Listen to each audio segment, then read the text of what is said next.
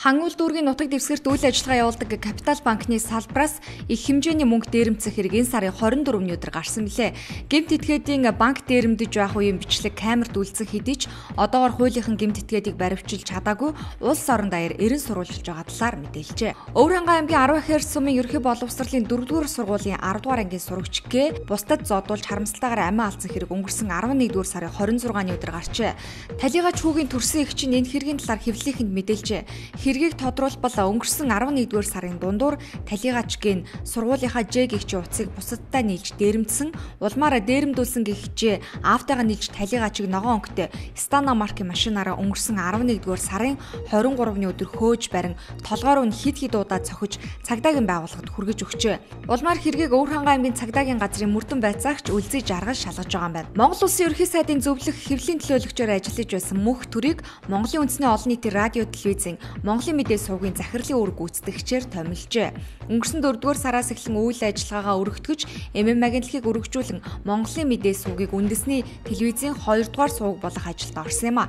Ийм шийдвэрийг Монголын үндэсний олон нийтийн радио телевизийн үндэсний зөвлөлөөс гаргасан байна.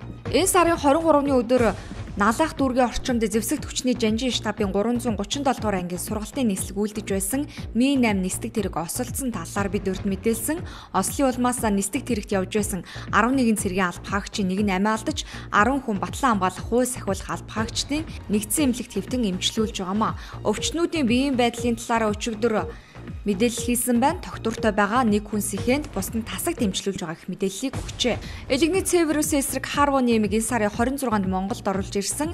Эхний ээлжинд 1600-нд олгох 4800 хайрцаг эмийг оруулсан талаар мэдээлжээ. Эрүүл мэндийн спортын яамны өгсөн мэдээлэлээр эрх лавг гарагт албан ёсоор хэвлэлийн хурал зарлахаар болсон байна. Ингээд Харвоны эмийг батлагдсан 22 эмийн санд тарааж худалдахад бэлэн болсон байна. Монгол улс үндэсний эрх чөлөө тусгаар тогтнолоос сэргээн тогтоосны 104 жилийн ойг тохиолдуулан 22 хүнийг өчигдөр гавьяат солоор шагнасан байна.